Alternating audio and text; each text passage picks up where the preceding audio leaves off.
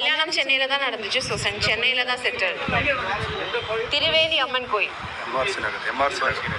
MRC நகர். 2 years. இந்த photo போட்டிங்களா madam? அது அவர் தெரிஞ்சு போட்டிங்களா? திருமணம் நடந்து ரொம்ப நாள் கழிச்சு போட்டிங்களா? புகைப்படம் பகிர்ந்து இல்லை, நான் போடாததுக்கு ரீசன் வந்து அவர் பிஸ்னஸில் இருக்கார், ப்ளஸ் வந்து ஃபேமிலி இருக்குது. அதாவது அவங்க அம்மா அப்பா வந்து என்கிட்ட ரிக்வெஸ்ட் பண்ணியிருக்காங்க வெளியே எதுவும் வந்து பண்ண வேண்டாம். ஸோ அதனால நாங்கள் பாட்டுக்கு ஒரு பீஸ்ஃபுல் லைஃப் தான் வாழ்ந்துட்டுருக்கோம்.